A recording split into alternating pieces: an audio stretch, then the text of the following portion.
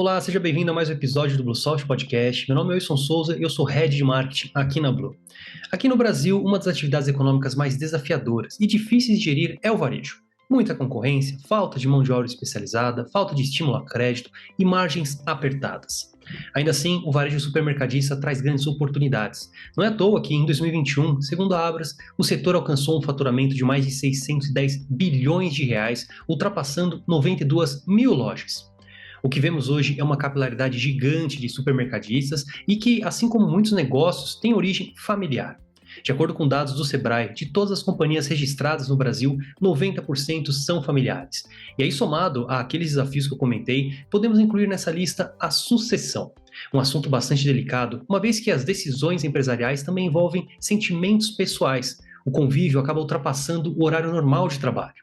E para nos ajudar a entender mais sobre esse tema tão complexo e importante, e que, se ainda não está presente nas estratégias da sua empresa, estará em breve, convidamos uma especialista nesse assunto. Então, fica aqui com a gente para conhecer a nossa convidada.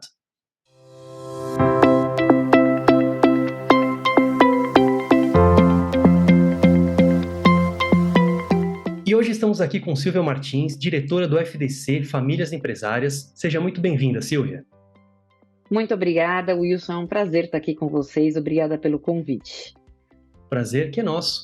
Silvia, eu conheci você num evento, né? Se eu não me engano, pós-APAS Show. Você foi responsável por uma das trilhas de conteúdo, né, do Congresso APAS e fez ali um resumo, né, dos conteúdos da sua trilha.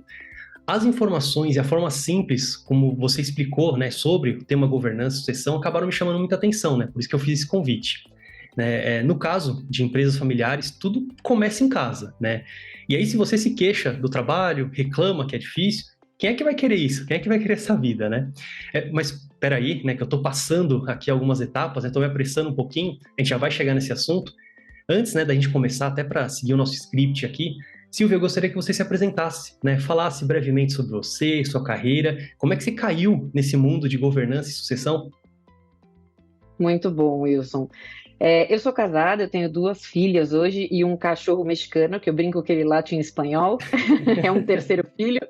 Eu venho de uma família empresária, na verdade, Wilson. Eu desenvolvi minha jornada profissional inicialmente nos negócios da minha família, que eram em RH, e depois eu saí dos negócios da família para me preparar melhor para, em algum momento, voltar. E aí eu fui atuar em consultorias, em multinacionais, inicialmente nesse mundo de recursos humanos, de desenvolvimento organizacional.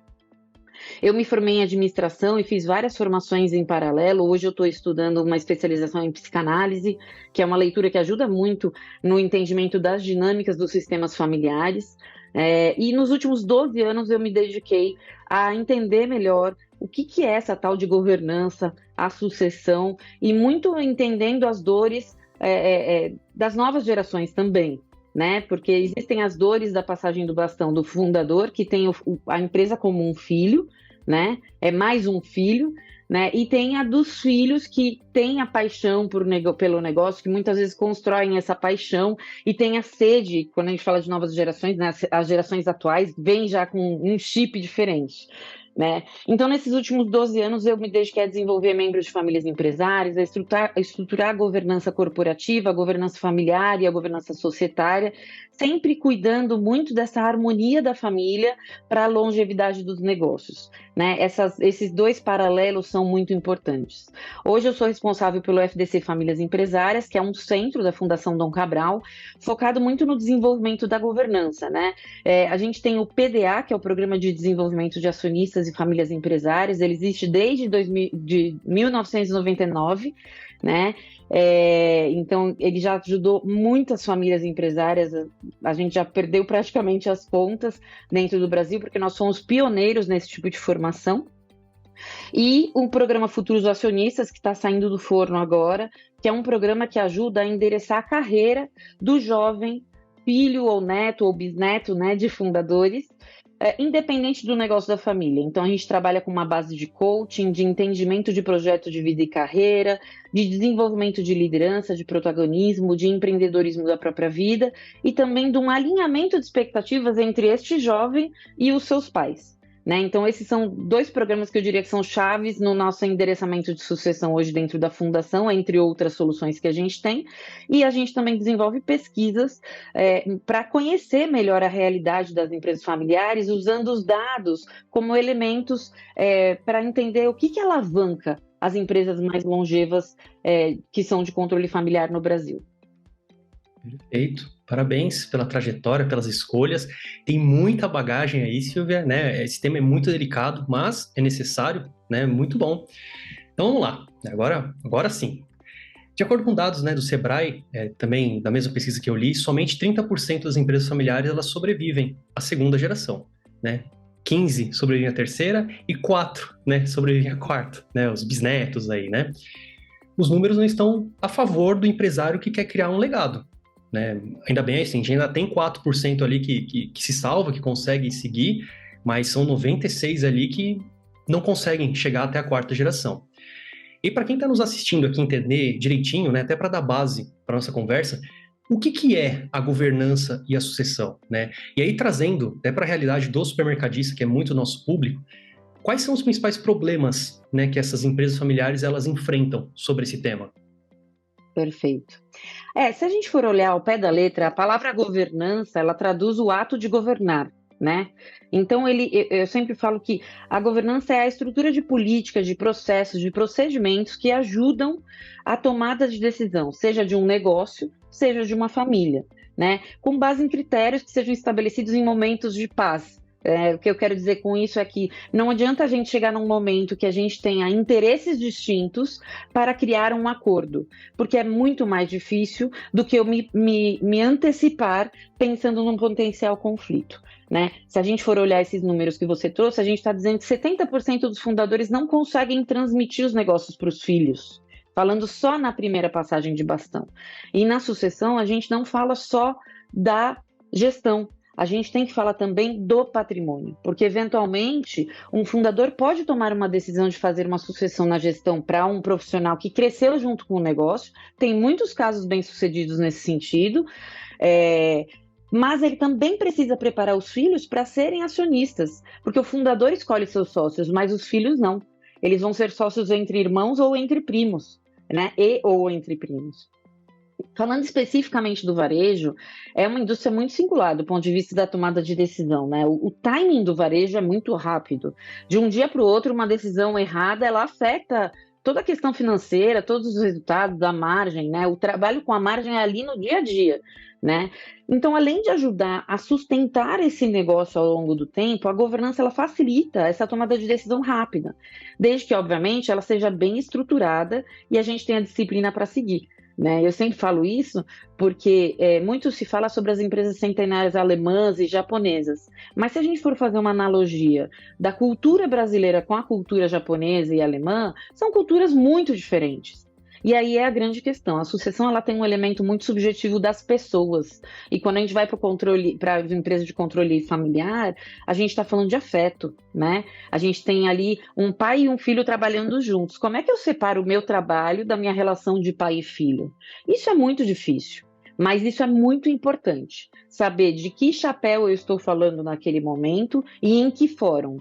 Será que eu estou tratando de negócios no almoço de domingo e tratando de família na reunião de diretoria? Quanto isso é saudável para o negócio e para a família? Então, a governança, ela nada mais é do que a definição desses combinados, né? Onde nós vamos tratar que assuntos, quem vai ser responsável pelo quê, quais serão os papéis e responsabilidades de cada um e como a gente quer chegar aonde a gente quer chegar. Né, buscar a profissionalização da empresa não significa tirar a família dos negócios, né? É justamente o contrário, né? É todo mundo evoluir junto, né? Entender bem o modelo de negócio, o momento de falar sobre família, o momento de falar sobre o próprio negócio, sobre a empresa, né? E aí, no final, tornar, de novo, o negócio atrativo para a próxima geração. Você não precisa só educar o seu filho a querer continuar. Tem que pensar na outra geração, nos netos, bisnetos e quem mais for entrando, né? E como é que funciona, então, esse processo de sucessão, né? Por onde que o varejista ele pode começar? Ele agora entendeu a importância, né, de governança, de sucessão, ele provavelmente deve ter ficado meio com medo agora, puxa, eu tenho que pensar nisso, além das outras coisas, da minha margem pequenininha, eu ainda tenho que pensar na sucessão, o que tem que fazer parte ali da estratégia. por onde que ele começa? Quem precisa ficar à frente disso? É o pai? É o próprio filho? Quem que toma as frentes? O processo de sucessão, eu falo que essa aí é a pergunta do milhão, né? Ele pode startar por várias frentes. Essa semana eu tive uma conversa com um fundador que está mais ou menos com 60 anos, que nos convidou para estruturar o planejamento sucessório dele na gestão e no patrimônio, né? E eu tenho um outro grupo que eu estou trabalhando, que a terceira geração se sensibilizou para se preparar para serem sócios, né? Então, o ponto de partida pode ser de qualquer um dos dois níveis da família, vamos dizer assim. Mas o mais importante é que todos estejam engajados nesse processo. Então, assim, o processo de sucessão, eu sempre digo que começa quando nasce um filho, um neto e um bisneto, né? Do ponto de vista de que, na primeira infância, é muito importante essa criança entender quais são os valores dessa família, entender que essa família tem um negócio. Que negócio é esse? Obviamente que eu estou falando sobre uma forma lúdica, e no varejo fica um pouco mais fácil, porque é uma coisa mais tangível, é diferente de um serviço, né? Então, como que você cria rituais para que esta criança, como você disse, tenha uma proximidade com um negócio positiva, numa agenda positiva, né? Então, numa loja, por exemplo, por que não usar o Dia das Crianças como um ritual para que as crianças possam vir empacotar as compras no caixa, né? Para elas entenderem, verem aquele movimento, tudo isso que parece ser tão simples, tem muita contribuição. Eu escutei um jovem outro dia dizendo que não tem como um jovem querer trabalhar num negócio se ele ouviu a vida toda o pai e a mãe se estressarem, ficarem sem dormir, preocupado, reclamarem do sócio, né? Então, quando eu falo agenda positiva, é muito nesse caminho, né? Claro que nós não vamos desenhar um conto de fadas, né? Acho que a realidade tem que ser dita, mas o ambiente que a gente cria dentro da família é o que vai aproximar ou afastar as novas gerações desses negócios. E eles precisam estar próximos dos negócios, mesmo que eles não queiram atuar no negócio, né? Às vezes, quando eu faço workshops, ou a gente está mesmo no PD, a gente fala, gente, o que é uma empresa de controle familiar? Eu já tive fundadores que responderam para mim assim, é uma empresa criada para os filhos trabalharem, né? Só que a gente tem que pensar que a terceira e quarta geração, ela cresce muito mais rápido do que o negócio. E, eventualmente, o negócio não comporta todas essas pessoas. E mais, será que essas pessoas são as pessoas mais competentes para o que eu preciso para entregar o resultado desse negócio? Né? Então, tudo isso é o cuidado da profissionalização. Como você disse, não é tirar a família do negócio, é você criar estruturas que possibilitem ter as melhores pessoas nos melhores lugares, sem esquecer da formação e da preparação dos futuros acionistas, que podem ser médicos, advogados, podem se dedicar à arte, podem ser acadêmicos, mas eles precisarão se preparar para o papel de sócios. E ainda que ele escolha um caminho de ser um atleta, né, lá na frente as decisões que o negócio tome podem impactá-lo, né? Então a sucessão ela é sempre muito falada na gestão, né? O desafio de suceder um fundador ele é muito grande, porque geralmente ele tem uma história de peso, uma representatividade naquele lugar onde se instituiu a empresa. Só que cada um de nós somos indivíduos singulares, né? E é muito importante cada indivíduo focar no seu melhor para ter realização. O acionista responsável, ele geralmente é um acionista realizado, independente do negócio da família. É por isso que, inclusive, a gente lançou o programa Futuros Acionistas, porque era uma demanda das famílias que trabalhavam com a gente no PDA, como ajudar. A gente escolhe carreira muito cedo hoje no Brasil, né, Wilson? A gente tem outros países que, por exemplo, Israel, você sai do colégio, vai para o exército, trabalha no exército, e aí você sai para escolher uma carreira e muitas vezes você já está empreendendo, né? O Israel é um país muito empreendedor. Então, a gente trouxe esse programa muito para ajudar a endereçar esse processo de autoconhecimento, né? Quem sou eu? Quais são os meus pontos fortes? O que me faz brilhar os olhos? Quais foram as matérias que mais me chamaram a atenção no colégio? Quais são os trabalhos que eu faço que as pessoas falam, nossa, você faz isso com uma facilidade, né? E depois entender um pouco que a minha vida, eu tenho que cuidar. Mas é muito importante eu estar alinhada com meu pai e minha mãe, para essas expectativas estarem na mesma página, né? Então é importante ao longo da vida os acionistas terem a oportunidade de vivenciarem outras coisas. Eu sempre falo que, né, eu dei o exemplo das crianças, mas, por exemplo, os adolescentes. Faça com que eles possam fazer intercâmbio, que eles possam estagiar em outras empresas que não a da família, que se eles entrarem no negócio da família, eles possam se subordinar a um executivo que não seja familiar. Tudo isso cria repertório para que lá na frente ele possa ser um profissional melhor. Né? Quando eu dei o meu exemplo no início, quando eu saio da empresa da minha família, foi muito buscando isso, repertório. Porque eu vi que só atuando na empresa da minha família, eu faria as coisas sempre do mesmo jeito. E aí eu ia ter sempre os mesmos resultados, né? E aí, no caso, você chegou a comentar bem por cima de ter ali a parte do conselho, né? De repente, a pessoa até que é da família ter que voltar para a empresa e ser subordinada a uma pessoa que já não é da família, mas nem todos os casos eu acho que seja ruim isso, né? Quando é que, de repente, é interessante para aquela família, para aquele varejista, para aquela empresa que é familiar, ele ir atrás de um executivo de mercado? Né? Quando é que ele pode, de repente, formar ali um conselho consultivo para ajudar ele até nas outras sucessões? É uma pergunta bem relevante essa que você fez, Wilson. Na gestão é sempre importante a gente ter processos de avaliação que possibilitem a gente selecionar os melhores jogadores para as melhores posições, né? Tendo aí essa competitividade do negócio. Quando a gente tem uma identificação de 2 potenciais candidatos, por exemplo, para suceder uma cadeira de CEO dentro de uma empresa de varejo, né, o presidente de uma loja, por exemplo, e eu tenho um que é do mercado e um que é da família, que estão em iguais condições, o da família, ele tem muito mais chance de funcionar, porque ele já está na cultura, ele já conhece os valores, ele já tem aquela bagagem no DNA, né? Eventualmente acontece de eu trazer um cara de mercado incrível, que tem uns 50 idiomas que não vai usar, que fez uma formação no exterior e tudo mais, e eu tenho um membro da família que tem um gap em relação a esse perfil acadêmico, vamos dizer assim, né? Ainda assim, é importante avaliar entre os 2 candidatos se esse candidato familiar tem o potencial para desenvolver esse gap acadêmico, porque isso a gente consegue correr atrás. Né? E a gente tem a terceira possibilidade, que é quando você tem um profissional interno da empresa, que muitas vezes cresceu com um negócio, muito comum o fundador trazer pessoas da sua confiança para montar um negócio, que crescem junto com esse negócio, e elas acabam absorvendo o DNA. Né? Elas têm muito conhecimento técnico do negócio, além de absorver a cultura, os valores e a governança no sentido, vamos dizer assim, a governança no fio do bigode, né? Os critérios de tomada de decisão, né? Então esse também geralmente é um candidato. Agora, o mais importante é que antes de olhar a pessoa, a gente olhe a posição. A gente olhe qual é a estratégia deste negócio, né? Deste varejo, para daqui a X tempo. Hoje em dia, a estratégia já está sendo para 1 ano, 6 meses ou 1 semana, né? Mas como é que eu tenho uma visão aí de longo prazo compartilhada? Como é que a minha estrutura organizacional, ou seja, o organograma, entrega esses resultados que a estratégia determina? Né? E aí sim olhar a cadeira desse presidente e falar assim, este presidente para entregar esses resultados, ele precisa deste perfil, ter vivido esta experiência e essas competências. Por isso que o planejamento sucessório, quanto antes for feito, melhor, porque você vai ter tempo de desenvolver um potencial sucessor. Né? Às vezes as famílias me ligam falando assim, Silvia, meu pai quer se aposentar daqui a 6 meses e a gente precisa fazer a sucessão. Falou, olha, eu faço governança, mágica a gente ainda não faz. Né?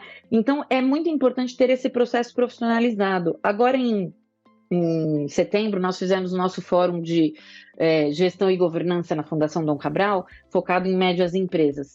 E eu fiz um painel que a gente convidou uma empresa centenária, que é a Cedro Têxtil. Eles têm 150 anos. E a 5ª geração veio participar desse painel com a gente. Eles foram participantes da nossa 2ª turma de PDA, 2 senhoras super queridas, e elas contaram todo o processo de profissionalização do negócio para tomar a decisão de trazer um CEO externo. E mesmo assim, esse CEO externo é essa terceira via que eu comentei com vocês. Então, até os 130 anos da empresa, os CEOs sempre foram familiares e os processos sempre foram muito profissionalizados, porque hoje eles têm mais de 200 pessoas no acordo de acionistas deles. Então, a complexidade da governança deles é muito maior. Então, eles contratam uma empresa externa que faz uma avaliação daquela posição para entender o perfil daquele profissional para entregar a estratégia. Aí eles avaliam quem são os candidatos dentro da empresa, quem são os candidatos que são da família, quem são os candidatos que são do mercado, e apresentam uma shortlist, que eles chamam, né? Uma lista de 3 candidatos para a família avaliar. E aí a família, todos os membros da família conhecem, porque, gente, a empresa familiar é confiança. Se um membro familiar não confiar e não se convencer, vai ter problema. E o que a gente não quer é problema, né? E aí eles fazem toda essa rodada, e este CEO que foi selecionado, que é o atual CEO da empresa, ele tem já mais de 10 anos na empresa, ele entrou como um consultor, que fez um projeto, ele foi absorvido por uma área de RH, ele é engenheiro, ele rodou diversas áreas dentro da empresa, e ele conhece muito bem o negócio e a família, né? Então, esse processo ele é muito importante, de construção da confiança e de você ter o conhecimento do negócio, além de ter a profissionalização, que, como você disse, é a estrutura, são os processos e a prestação de contas, né? A governança, ela tem alguns pilares, que são equidade, prestação de contas e responsabilidade corporativa, porque desta forma você tem equidade no tratamento dos sócios e aí você mitiga a possibilidade de conflitos. Eu acho que é essa a questão. Perfeito, perfeito. E aí, quando a gente fala, aí acho que é um assunto um pouco mais polêmico, assim, de repente a empresa foi lá e colocou uma pessoa de fora, um terceiro que não é da família. Como é que tem que ser o trabalho da empresa para todos dentro que trabalham ali acabarem respeitando essa decisão? Como é que é feito esse trabalho? Como é que vocês aconselham que essas empresas possam seguir, possam dar continuidade e fazer realmente a decisão que foi tomada ali no conselho de repente procurar uma pessoa de fora e colocar naquela posição seja respeitada por todos ali? A gente precisa legitimar a liderança desse presidente, né? E isso é uma construção do próprio presidente, né? Então é uma habilidade que ele vai precisar ter. Eu desconheço, pelo menos da minha experiência, claro que pode ser que exista, porque o Brasil é enorme, mas um caso bem sucedido de que o conselho colocou um profissional externo dentro da empresa de controle familiar, que nunca atuou naquele negócio e que não tinha uma habilidade de liderança muito boa, né? Então eu acho que isso a gente está falando já de um perfil de liderança, de conquistar e legitimar. E aí você me trouxe para uma outra questão, que é quando um fundador quer trazer um filho para o negócio para ser o seu sucessor na gestão e o traz diretamente num nível de subordinação a ele, né? Isso é um processo que acontece com alguma frequência e é bastante desafiador neste sentido que você está trazendo, de legitimar a liderança deste filho enquanto executivo. Por isso que quando a gente fala de desenvolvimento e sucessão, eu dei o exemplo lá de começar com as crianças, mas você trazer, por exemplo, os jovens para fazerem estágio, programas trainees, que eles façam rotação. Eu estou acompanhando agora uma família do varejo, né, que estão na terceira geração, e eles estão fazendo a aproximação dessa terceira geração do negócio, criaram as regras de entrada do negócio, que eu acho que esse é um elemento importante da governança familiar, que é o que você precisa fazer para entrar no negócio. Você vai criar uma nova vaga só para o seu filho entrar no negócio, né? Quanto que isso contribui ou não?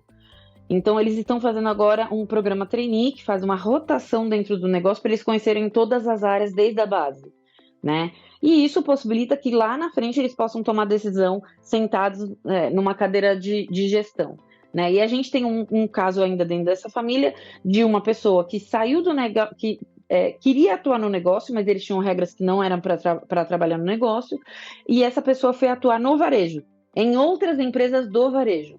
Então, ela construiu um repertório e uma bagagem super relevante para agora sim voltar na gestão. E aí o respeito é legitimado, essa liderança ela é legitimada por essa bagagem, mas é muito importante o desenvolvimento do perfil de liderança deste profissional executivo familiar, né? Para que ele seja legitimado de fato nessa construção. Eu tive um caso uma vez que entraram em contato comigo falando, olha, a filha assumiu e ela tem um tio que é subordinado a ela.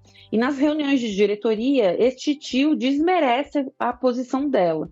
Então, a gente quer fazer um processo de coaching com ele, para ele melhorar. Eu falei, gente, não adianta trabalhar este tio. Vocês têm que trabalhar a habilidade de liderança dela. Porque ela precisa se posicionar enquanto CEO dessa organização, que ali dentro ele não é o tio dela. Ali dentro é o diretor que reporta para ela. E se ele não andar na linha, ela terá que fazer conversas difíceis de feedback, né? E aí é que está a grande sensibilidade da empresa de controle familiar, né? Porque você sai, eu falo sempre que é o afeto da família e a competitividade dos negócios, como é que você junta tudo isso com o poder de ser um sócio, né, que é a questão do patrimônio, que são os 3 círculos que a gente fala, que é a empresa, família e patrimônio. Então, esse é um grande desafio. Perfeito, tem que ter a própria inteligência emocional e saber muito bem separar trabalho, família, família. A gente está no almoço de família aqui conversando, você é o meu tio, você é meu pai. No trabalho, logicamente, com muito respeito, você tem que acatar as minhas decisões porque vocês me colocaram nesse papel. Então tem que trabalhar também mais do que o tio que talvez seja insubordinado dela de ter as habilidades de conseguir trazer ele para perto ou até mesmo, se precisar, acabar colocando ele numa outra posição ou acabar não mexendo nos pauzinhos ali. Perfeito. Exatamente. Você já comentou vários cases aqui, mas você sabe que o varejista gosta demais, né? Gosta de números, gosta de case, gosta de ver funcionando na prática ou o que não está funcionando. Vocês também falaram você também comentou comigo antes da nossa conversa sobre uma pesquisa, né, que a Fundação Dom Cabral faz sobre esse assunto.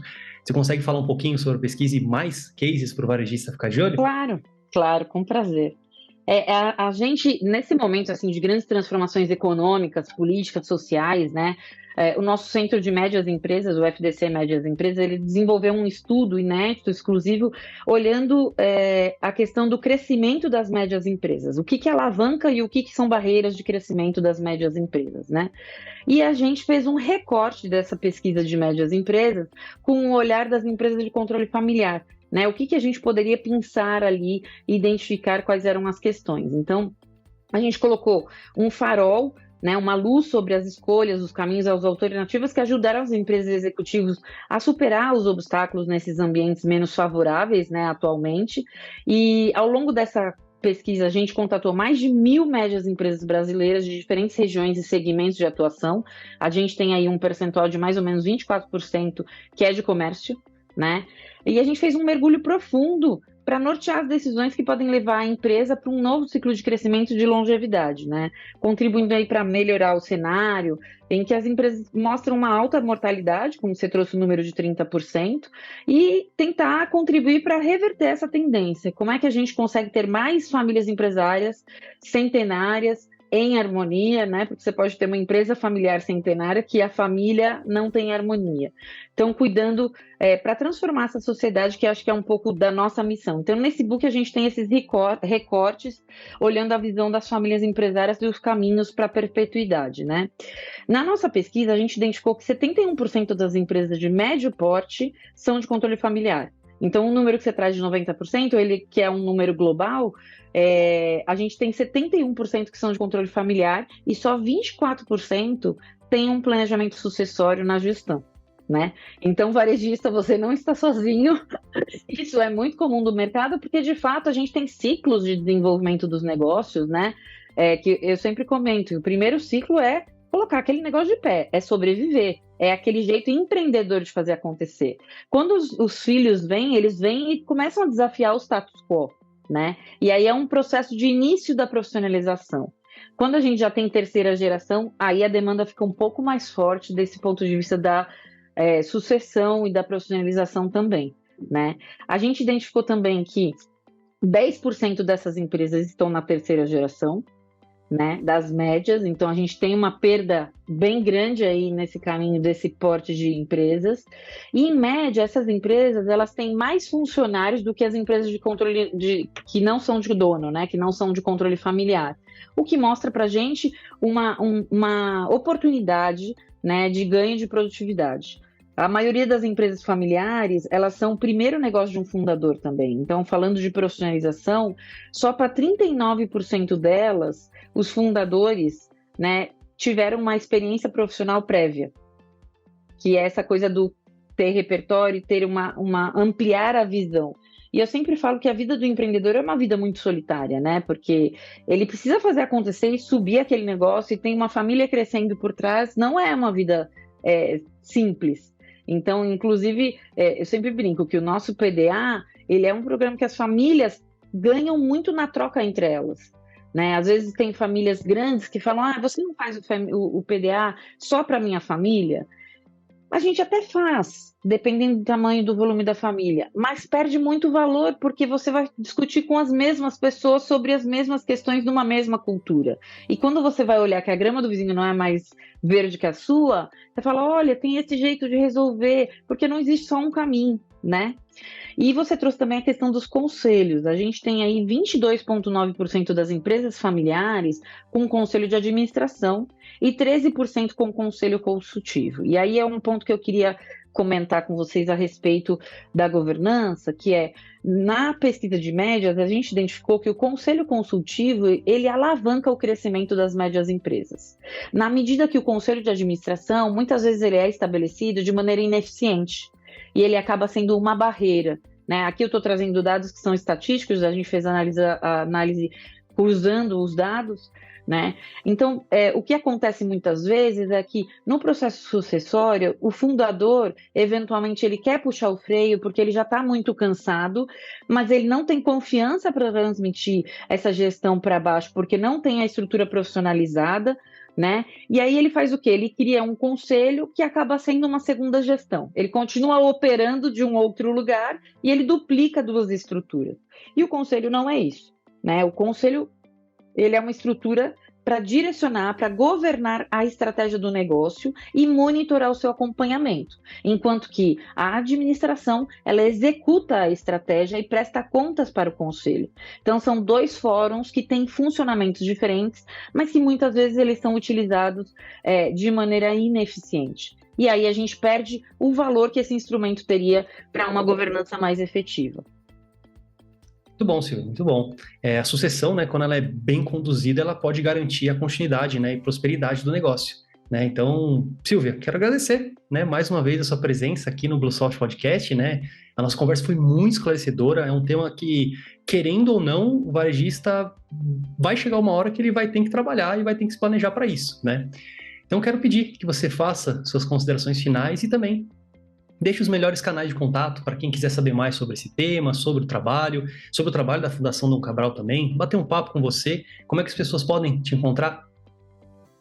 Muito bom. Quero agradecer, Wilson, o convite. Esse é o desafio ao qual a gente se propõe enquanto Fundação Dom Cabral, né? Acompanhar e contribuir com a evolução das famílias empresárias para que elas possam se tornar longevas, não só no negócio, mas também nessa harmonia da família. Acho que isso é muito importante.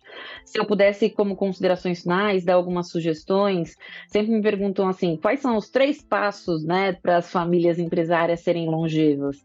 E eu acredito que é uma visão de futuro compartilhada da família e do negócio, né? Não é só uma questão do negócio, então a gente precisa saber aonde a gente quer chegar, porque senão qualquer caminho vai servir. A preparação das novas gerações, tanto para a carreira profissional, independente do negócio da família, ainda que esse seja um sonho e um desejo do fundador, ele precisa ser um sonho das novas gerações também, quanto para o papel de acionistas, eles entenderem quais serão as responsabilidades, direitos e deveres deles quando assumirem como acionistas, porque a gente não pode deixar de lado a possibilidade de uma sucessão abrupta. Né? A sucessão ela acontece por um evento, seja ele a escolha de fazer uma sucessão bem planejada ou, eventualmente, uma sucessão abrupta, uma fatalidade. E numa sucessão abrupta, você corre o risco, inclusive, de ter sócios indesejados, né? Como no caso, por exemplo, de você ter um regime de bens de casamento que possibilite um cônjuge entrar que não tenha nada a ver com o negócio, que não tenha a experiência, que possa causar algum tipo de conflito. Né?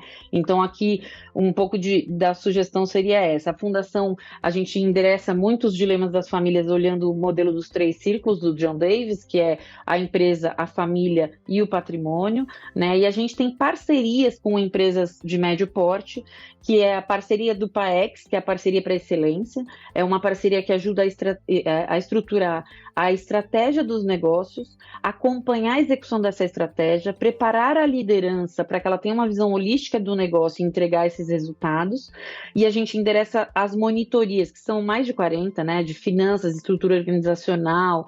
Então, toda essa parte, ela ajuda a endereçar a sucessão na profissionalização dos negócios. Quando a gente olha a família, a Fundação tem uma parceria para o desenvolvimento da família empresária, que tem o PDA como um programa base de desenvolvimento das novas gerações da família, que tem a monitoria para endereçar um protocolo de acordo de sócios, protocolo de família, estruturação de um conselho de família, quais são as regras que essa família precisa em relação ao seu relacionamento e o relacionamento com o negócio. E a gente tem também um orientador familiar que faz um acompanhamento dessa família para ir endereçando as questões, digamos aí, mais humanas e mais afetivas familiares desse negócio, sempre com base num diagnóstico de governança inicial, tendo a visão de quais são os marcos e os projetos que aquela família quer alcançar para entregar o seu impacto no mundo, né? As famílias empresariais têm um impacto gigantesco, né? E se elas puderem se organizar, elas vão ter um impacto ainda maior nesse sentido. Então, preparar a família, organizar o negócio é muito importante, né? E com relação ao patrimônio, também é essa questão de endereçar os acordos de sócios, a estrutura de conselho, tudo isso para poder direcionar a estratégia da melhor maneira possível. Eu vou deixar aqui meu contato, né? O meu celular, o WhatsApp é 011 9 1585 35 35 e o meu e-mail é silvia.martins@fdc.org.br. Eu fico super à disposição, quem quiser bater um papo, sem compromisso, eu tenho o maior prazer em ouvir aí os dilemas e poder contribuir da forma que for possível. Obrigado, Wilson, pelo convite. Agradeço, eu vou deixar todos os canais de contato que a Silvia comentou na descrição. E você que está nos escutando ou nos assistindo, se estiver precisando de um ótimo parceiro de tecnologia para acelerar ainda mais a transformação digital aí da sua empresa, entre em contato. A nossa equipe está ansiosa para conversar com você sobre gestão, boas práticas, tecnologia, então conte com a melhor plataforma de gestão online 100% web para o seu negócio. Aproveito também para informar que acabamos de liberar recentemente o nosso e-book sobre e-commerce, com dicas para preparar a sua operação, inclusive para Black Friday, Copa e festas de final de ano. Tá chegando, hein? Eu vou deixar o link também na descrição para você baixar totalmente grátis. Também não esquece de curtir e compartilhar esse conteúdo lá no Twitter, Instagram, LinkedIn ou nos grupos de Facebook e WhatsApp e também no Telegram, ou para aqueles que possam se interessar e se beneficiar dele. E se você tiver alguma dúvida, crítica ou sugestão, deixa um comentário. Acesse lá bluesoft.com.br ou envie um e-mail para marketing@bluesoft.com.br. Muito obrigado e até o próximo episódio.